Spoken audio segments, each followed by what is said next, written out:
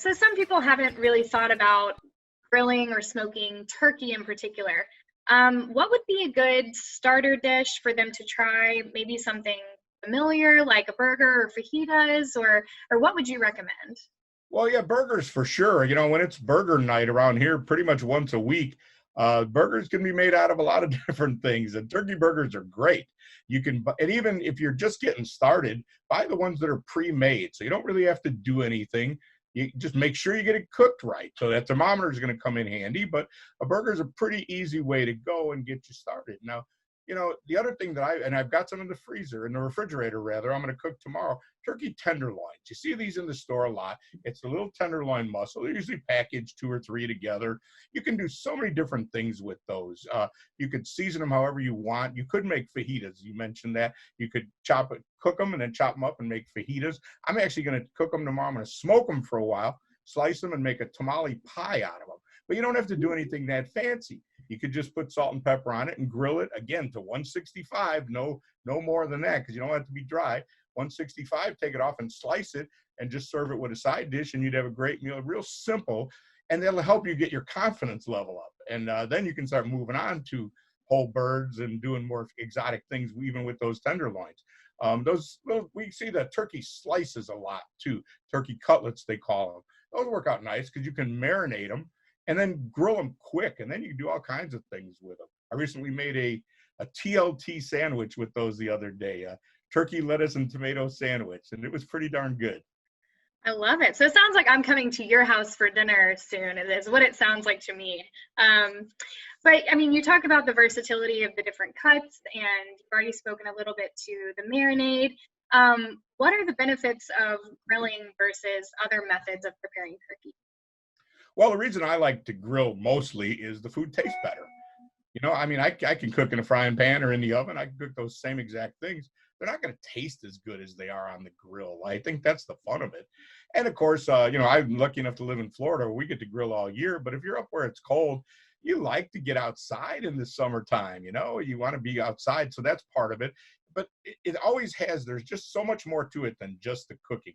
We stand around the grill and we talk about it, and we get to be outside looking at the garden at the same time. But at the end of the day, I think it's the grill flavor. And that's why I'm a charcoal guy, because I think the charcoal just gives it a better taste. Okay.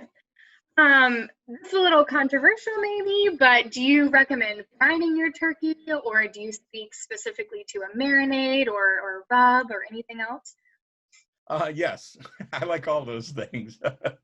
It depends which ones you're cooking and what you're in the mood for. Brining is great for big pieces. When we're cooking a whole breast or even just a whole boneless breast or a whole turkey, I think brining is great because it's a long cook, and getting all those different parts cooked exactly right can be tricky. But when you're cooking these smaller pieces, I don't know that it's necessary. Marinating is great, but marinating, it's got to be a pretty potent marinade, or it won't get much flavor into it. Now, the turkey absorbs it well, which is nice. So I like marinating probably more than brining, because it gives it a more flavor, and I can do something different with it. And I'm always a rub guy. I'm definitely a rub guy, no doubt about that. So I'm a fan of all of those. Again, as long as you cook it right, brining is your friend, because with those big cuts, it'll help you not dry out some of the smaller pieces on a whole bird. But if you cook things right, you don't necessarily need that brine to help you from overcooking. So brining is okay, but it's not necessary. Okay, that kind of takes us into our next question. Preparing a whole bird, which I know you know your way around a whole bird very well. Delicious whole birds come off of your grill. Whole bird versus smaller turkey cuts. Do you prefer one or the other, or is it really just however you're feeling that night? I like to cook whole bird because I'm not afraid to cook something for a couple hours.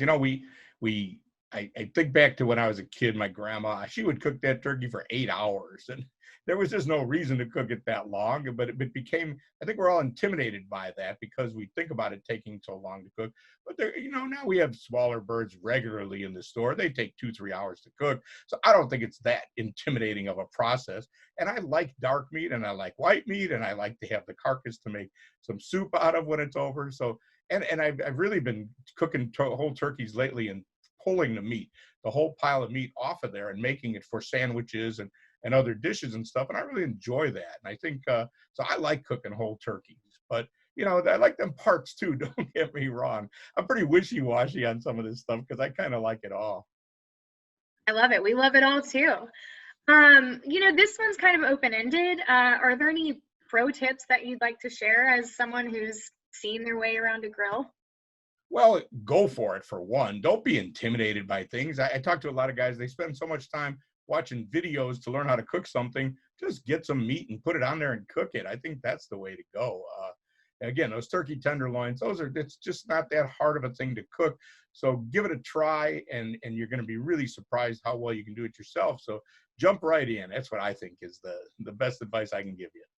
Are there any major turkey no-nos, or sorry, grilling no-nos? I don't think so. I think whatever you like is good. One mistake that we make is putting barbecue sauce on too early. To me, barbecue sauce is a condiment. Barbecue sauce got a lot of tomato and ketchup and sugar in it generally, and that stuff will burn. So you want to avoid putting it on early. I'll even serve it just on the side. But if you do want to put it on your meat and glaze it, some of us like a little bit of caramelized barbecue sauce, but wait till the end. Wait till the food is done, and then put that on just for a few minutes to just get it grilled up a little bit. I think that's a mistake. It's not your flavor. It's not your marinade. If you burn that up early while the food is still not finished cooking, it's going to be a bad ending. Ray, I have a quick question, and it's kind of something that I tend to encounter when I'm attempting to grill. And maybe you can help me out. But a lot of times, especially when I'm doing burgers or something, the meat tends to get stuck to the grill. And I know you're supposed to oil it before you put it on, but do you have any tips to help prevent that, or what should we be doing there? Well, the way I do it is get my grill nice and hot, including the grid that you're going to cook on, and then brush it, because you want to get all the, there might be some crud on there from last time, and brush it, or use that wooden thing I was talking about, and get all the crud off of the grill. And then I don't oil my grill. What I'll typically do is put a little oil on the meat. So if you brush the meat with a little bit of oil before you season it, now the meat's oiled. The other thing to do is make sure it's all good and hot before you put the meat on, and then let it set up, let it cook for a little bit. Don't try to move it right away. Because interestingly, stuff kind of sticks to the grill, but then it'll release itself as it begins to cook. So oil in the grill is a little risky because once you put oil on there, the fire flares up. So it's a little tricky to do that. Guys will take a little oil, put it on a paper towel, and use your tongs to oil the grate. But I seem to think that kind of burns right off anyway. Put a little oil on the meat. Great, thanks. Good tip. We've got a couple of, fun questions if you've got some extra time. What are some fun flavors that you like to experiment with, or any that you hope to experiment with? Yeah, boy, you name it. I like to try different things for sure. I'm a teriyaki fan for sure. That's an easy one, and it goes good on just about anything. The only problem is with teriyaki, you got to be a little careful. If you marinate in that, it will tend to burn. So you want to keep your fire down a little bit until it gets, that the meat is cooked. And then you could finish up getting it a little bit caramelized on the outside at the end. But I think teriyaki is a good one. A lot of, Asian flavors on the grill. Matter of fact, a new book just showed up here. Somebody sent me about Asian flavors on the grill, and I'm looking forward to getting into that. But then traditional barbecue flavors too. There's so many rubs and sauces available now, different things. They all kind of tend in that same direction, but that's okay too. Just once again, be careful with the barbecue rubs that have a lot of sugar. It's okay, but for grilling, they can burn quick. Good tip. You spoke a little bit to this earlier, just kind of the ritual of grilling out and maybe a longer smoking or grilling process. But what do you like to do while you wait? What do you do when there's something on the grill and there's nothing but time? Well, I'm in Florida and we have a pool in the backyard, so sometimes I'll do that and pet the dog. And it's so funny. Cooking and obsessing over food and recipes is my business and my hobby. So I rarely care to do anything that doesn't involve something leading up to cooking something or a recipe of some sort. It's just, I'm a lucky man, it's my hobby and my job. I play golf once in a great while, but that's not really that pleasant of an experience usually. Dare I even ask how often you smoke or grill at home?